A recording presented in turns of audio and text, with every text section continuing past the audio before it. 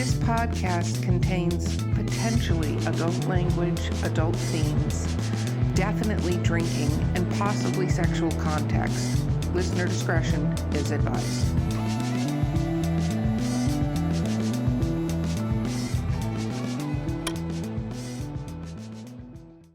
Welcome to Drinking with Authors, the literary briefs edition.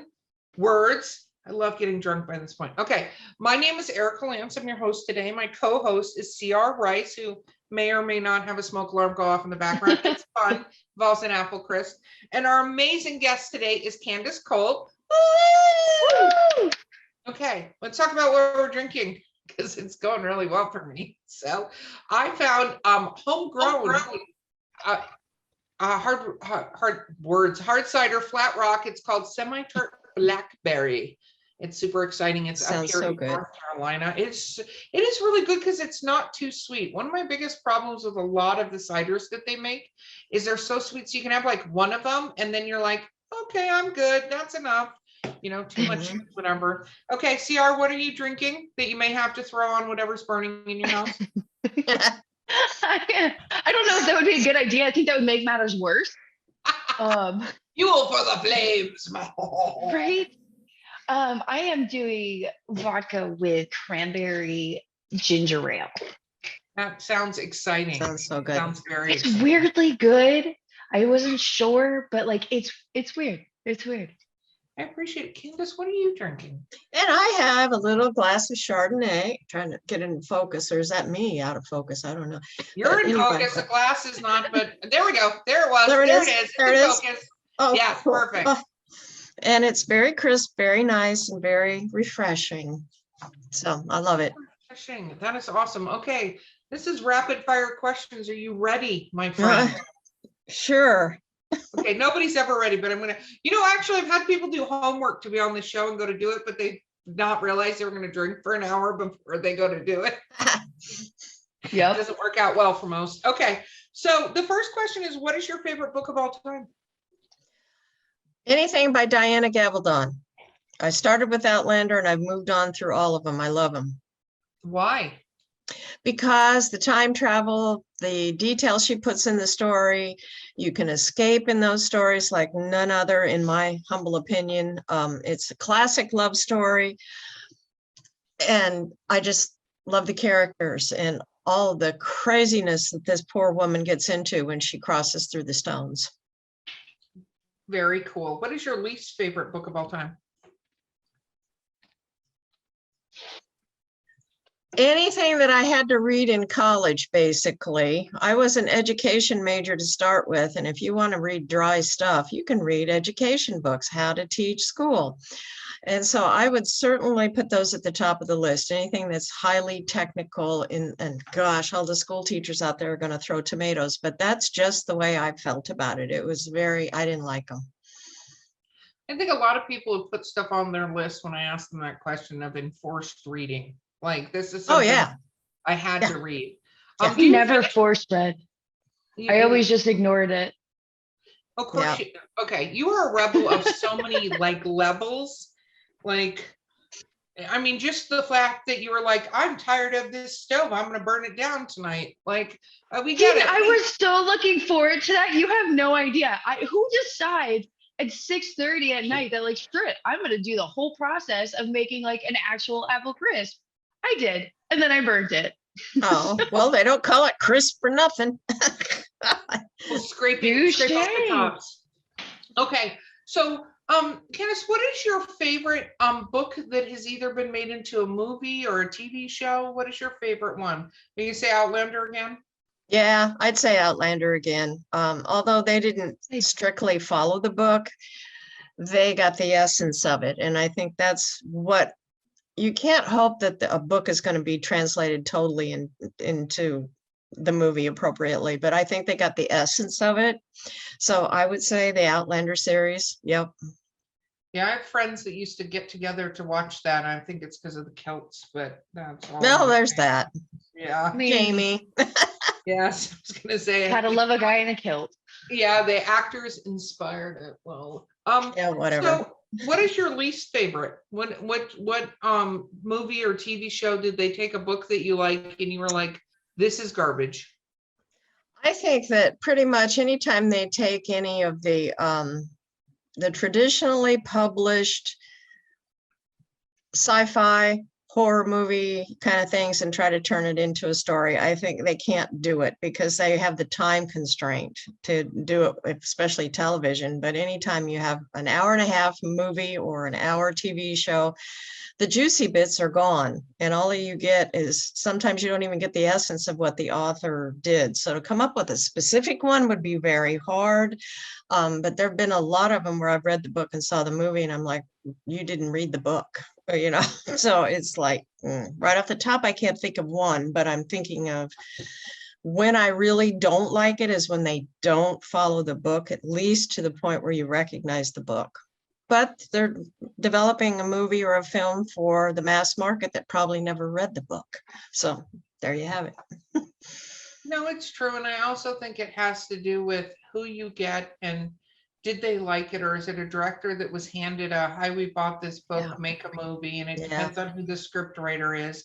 And you know, what's interesting is I talked to a couple of producers in Hollywood and we were talking, it's through my a relation that I have, and I've written screenplays and I've written plays and stuff like that, which is a whole different genre of writing. Right. And we were talking about it, and what they were impressed about was that I had written fiction books before, and that I was doing that because a lot of screenwriters can't write a fiction book. They can't do world building. Oh. Like that's part of it. You don't realize is if it's handed to a professional script writer, they don't do world building. Like they don't do all of that stuff that goes behind the story that they're trying to tell. They're just writing it in that moment. And so it's interesting because it's also how they perceive the book or how the director perceived the book if they read the book. If they read the book. Yeah. And even if they read the book, everybody gets different things out of books. Yeah. Like some people read a story and they're like, oh, that was so tragic. And I'm like, what the hell are you talking about? That was like the best love story. And they're like, so sad. And I'm like, okay, whatever, you know, but it's true. All of us perceive a story differently. We also perceive the characters differently. Right. Well, and thinking again, and you gave me a moment to think about it, you know, I love the book Eat, Pray, Love, but when I saw the movie, it was flat. I didn't get the same vibe out of that. And I know I'm probably alone on that, but I think sometimes when you read the book, you create a world on top of the world that the author creates. So you're setting yourself up for disappointment when you see somebody try to portray that. That to me, that's the hardest piece, is when I have read the book and then I go and watch the movie. Now I excuse the Gabaldon movies. Anne Rice, bless her heart, I love that woman's writing, but the vampire Lestat was the worst. Oh my God, I'm not even going to say the man's name who played that role. Worst casting, yes, Tom. The worst casting on the planet. So that totally spoiled me from the absolute magic inside those horror books that she wrote, because I just think she's just absolutely brilliant. And then poof, it comes out on the screen and it's like, what?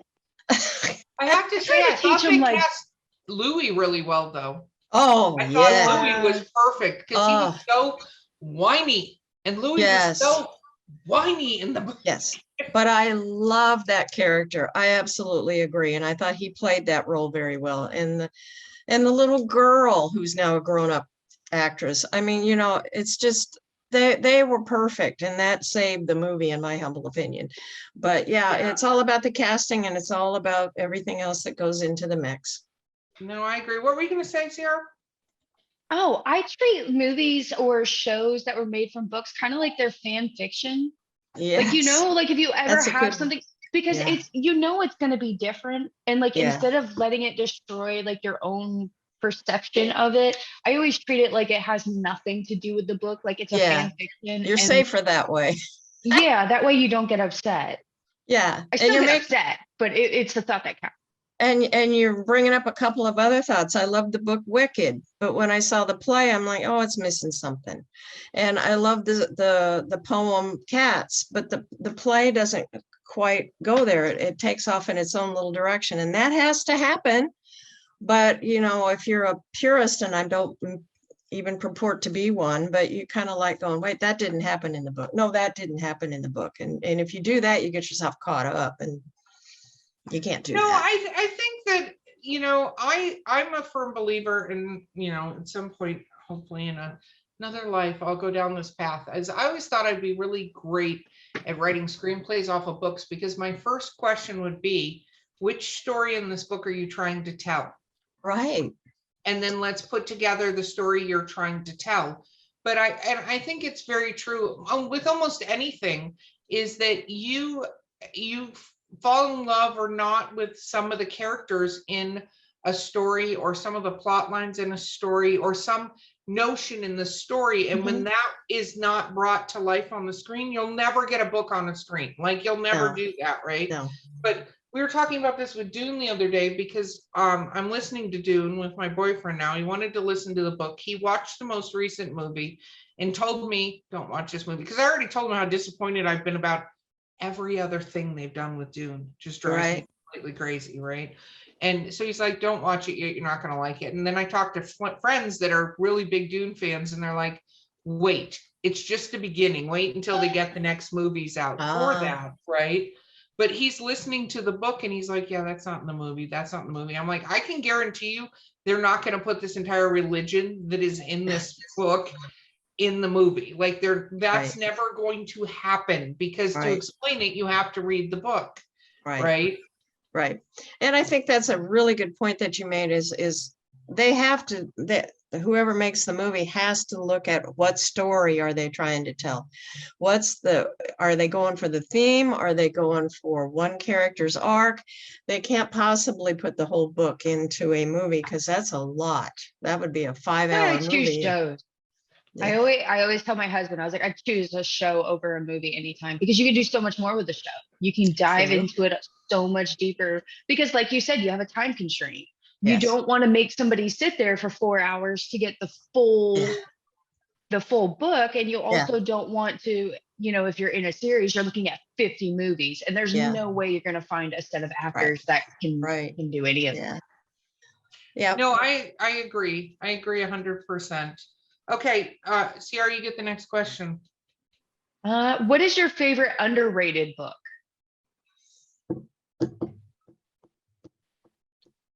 That is a very good question. And I would have to think about that a bit. I'd have to think a lot. You're making me think, ladies. I think that a lot of the... And little did people know that on Drinking with Authors, you have to think. As you said, after an we hour. Get deep. I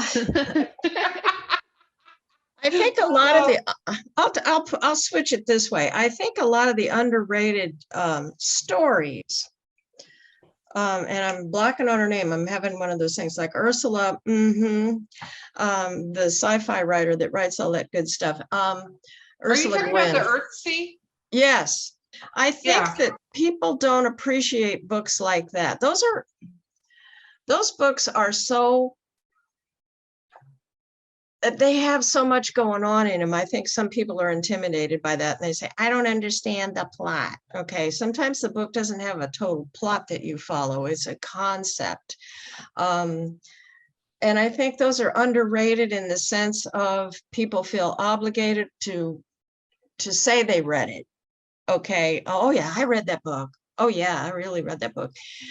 And they didn't really get into the book as the author had intended, although I'm not sure authors intend anything. I think they just do the process, and whatever unfolds, unfolds.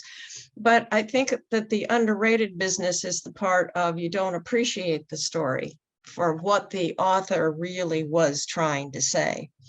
So any of those in-depth books, there's a lot of message in a lot of these books that people just don't take the time to listen to. So they say, I didn't like that book. That was too long. That was too hard to read.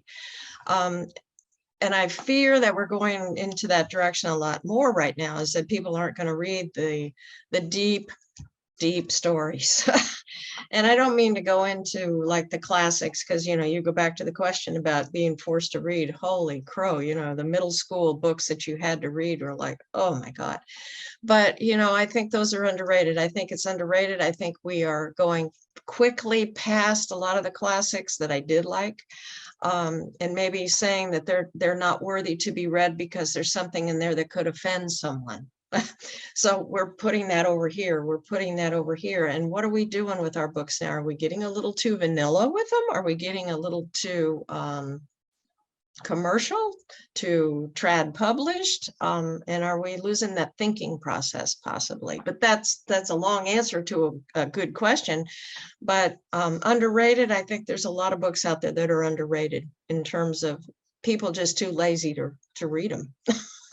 Well, I think that you have a couple kinds of books out there. Don't get me started on traditional publishing because we don't have enough time for me to eviscerate them on this podcast. But I think that there's escapism type books where people want to read something that is not hard to read. And I Yes. don't mean like a lot of words, but I mean, Yeah. not, you know, that you can just pick up and you can get away, especially in the last couple of years. Yeah. You need to escape a little bit. Yes. And, you know, some of the books that I enjoyed reading, like I love Ender's Game. It's probably one of my favorite books of all yeah. time by Orson Scott Card. Yeah. Now, we could get into all the whatever he comes out of his mouth, which is a very interesting, different story, right? But that book, I love that book. But that book has layers upon layers upon layers of what it's trying to communicate. I've read it several times. It's one of my favorite books to reread. But, you know, during the time when, you know, you may have stressors in your life, you might be around people who have stressors in their life, all these kind of things.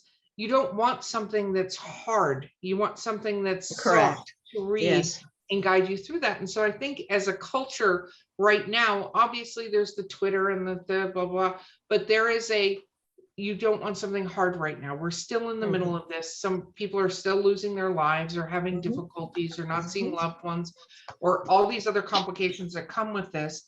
And you just have to go, I need a break and I want to read about a cute little romantic witch situation in a small town and be very happy that I'm doing that. So I can see what you're saying, but I think that like right now we need it.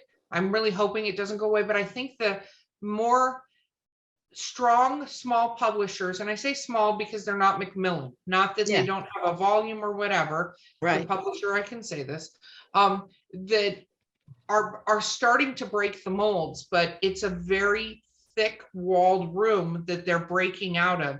So you can hear them and they're coming and there's tiny little holes in the wall, but you know, we're not quite there where we've broken out of it to go, here's all this other stuff you can read. Because if you look at what a lot of the major publishers do, they are very formulaic in what they want to publish. And it's really interesting to me every time they come out with a wild and crazy book and you're like, that's breaking that's a rebel book to you right there that you just came up with.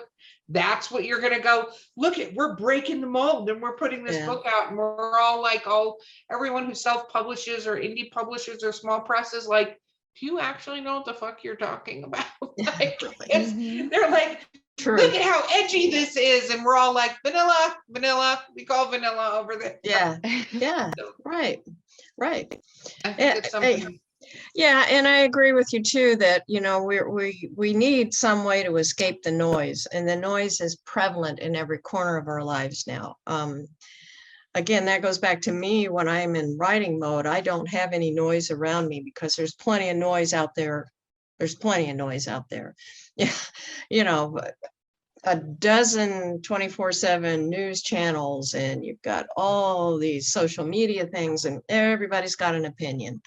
And you know what they say about opinions, but it's like, oh God, you know, you need something that speaks to you. It might not speak to him or her, or this one over there, but something that just takes you out of that for a while. That's what reading should be. I agree. So what are your little writer quirks that your editor brings up? A lot of us have steady quirks and some of us have new and inventive quirks that we do. Mine are not new and inventive. Mine are pretty standard quirky things, is that I overwrite things sometimes. I kind of overthink things in my real world, so I overwrite them.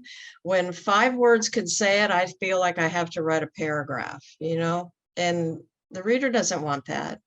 The craft is saying a lot with a little. And so I have to really work hard at that, because I tend to overdo it. Say it, how many times do you say, I love you? Okay, just say it. Damn it. But, in the show versus tell stuff, I end up doing a lot of telling. So that's one of my things that I get called on frequently by editors. It's like, yeah, I think you could cut that. A little bit too much exposition here. Yes. And you're like, shut up. I know that. Yeah, pretty meant much. to do that. Yeah. Totally, Yeah. totally meant to use the word said 5 times in that paragraph. I did that on purpose. I'm trying to keep you on your toes. Trying to pay you for something, editor. That's right. I like the ones when you accidentally type the same word twice, like 2 or 3 times, because like in your head, you're trying to figure out what you're saying, but somehow your hands are still moving. So it's like, and then the ball rolled. And it's like, you don't even catch it. Like when you read back through it, you just completely skim back over it. And then you get a message from your editor that's like, did you stroke out? Like what happened? Well, and I have friends who actually will dictate their stories, and I don't know how that works. I have to have hands on the keyboard, and I am not a handwriter. I cannot do that. Oh, so I'm all keyboard, but yeah, I can repeat a lot of words in one paragraph. And that's what I was doing earlier today, was cutting them out. I started with the 44,000 word story. I'm not sure how many are going to be left when I'm done. But it'll be a better story. I mean, that's very, very cool. Like you do have to go through that and cut and know when to cut, and also observe it yourself. Yeah. And again, that makes you better authors through the process. What is something that will let me ask the first question is, do you always finish books when you started to read them? No. Honest to God, if that book doesn't grab me in the first, I want to say 3 chapters, but that's just because I'm a 3 chapter. I'm so used to that habit myself, is your first 3 chapters. But if I can't get into that book in the first quarter of the book, I'm just not. I just can't. If there's something there that doesn't work for me, if there's the character is just not going anywhere, if the plot is like, I'm still waiting for the plot kind of a thing, sometimes I just can't do it. Or if the writing, honest to God, if the writing's bad, that's my biggest turnoff. Sometimes I can hang in there with a story, particularly if it's an author that I know, and I always feel obligated to read the whole book, especially if it's a Kindle book and you get paid for the page reads and all. But well, I'll tell you, if the writing's bad, I can't stand it. I just can't deal with it, because I start editing. I'm like, you should have cut that. Oh no, you shouldn't have said that. Oh, you need something. Then when I have to edit somebody else's already published book, then I'm not finishing it, because that's not why I bought your book. So no, I don't always finish them. Do you do book reviews for people? Do you review books you read? I have. Yes, I have. I try not to say yes to books that I didn't really care for, and the same with reviewing online, because I review under another person. I won't review a book if I don't like it. I won't leave a review if I don't like it. But yeah, I've written reviews for folks, but I'm not the kind of reviewer that's going to give you a book report. You know what I mean? You see that online a lot of times. Somebody just gives you a play-by-play. Yeah. And I'm like, I don't want that, and I don't want to read it. And thank you for leaving that on mine. That's really sweet of you. I'll hire you to write my synopsis next time. But, I don't want to know what he did next and did next and did next. I want other parts of it. So, but yes, I do review books, and I review them for the kinds of reasons that I like to read them. I like the voice. I really go for the author's voice. If I think that's a good voice, I'm really going to be hooked on that book. They can make a few mistakes here and there, don't all authors, but if that voice is strong and carries through the book, then that's going to carry me through the book. No, I agree 100%. Chelsea, next question, my dear. Okay, this is my new favorite question. If you could choose between having the ultimate get out of jail free card or a key that would open any door, what would you choose? Oh, the key to open any door. Why? Really? Because I'd look for all these doors to open. You know what I mean? I mean, it's like I don't want to get out of jail. If I'm in jail, I got 3 meals a day and all's good, and they do the laundry and all that kind of stuff. So why would I want out of jail? But if I had a key, I could follow my adventures. I could go here and see if that locks. And if it does unlock, ooh, what's behind that door? So yeah, I'd like the key. Huh. Oh, that's very cool. So you're moving into some sci-fi stuff. Is there any genres that you go, I will never write that, I can't write that? I can't write erotica, subgenre erotica, or any of those kind of like high steam books. Not that I couldn't, I mean, but after a while, and no offense to anyone in the world that writes these things, I mean, that's not the point of a story.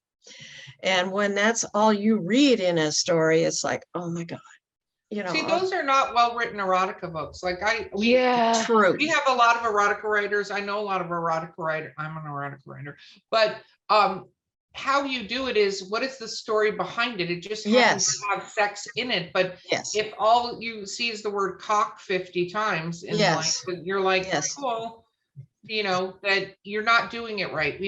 That's just porn at that point. That's not even erotica. Well, that's right. just That's porn. right. That's right. And there's a bit of sci-fi that's kind of what some of us call behind the scenes called the sci-fi porn thing right now. It's like, okay, sci-fi's big, throw porn in it, you know. But I can't write that. I just can't write that. It's not because I can't write it. I could write it, but I just don't feel the authentic connection and the other than just dropping it into a story, which isn't right. You know, like you said, it's got to have meaning. There's got to be characters and there has to be meaning in the story. And I think for me, that's hard. I've got one buddy that writes wonderful erotic books. She started writing those. That's how she started writing, was that. And now she writes all these other wonderful genres.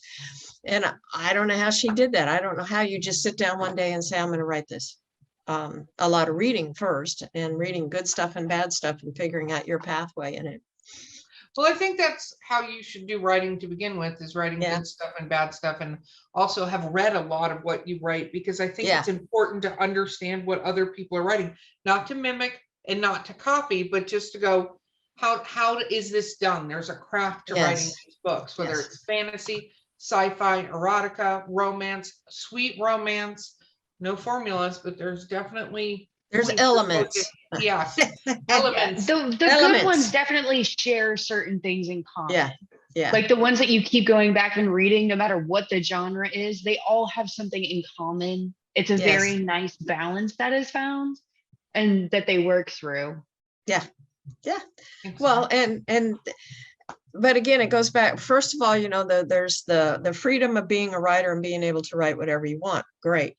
But there's also reader expectation. And you just can't, you can't separate the two. You know, the reader expects something, and you got to meet that expectation. Sometimes you surprise them, and maybe you'll take them in a little bit different direction.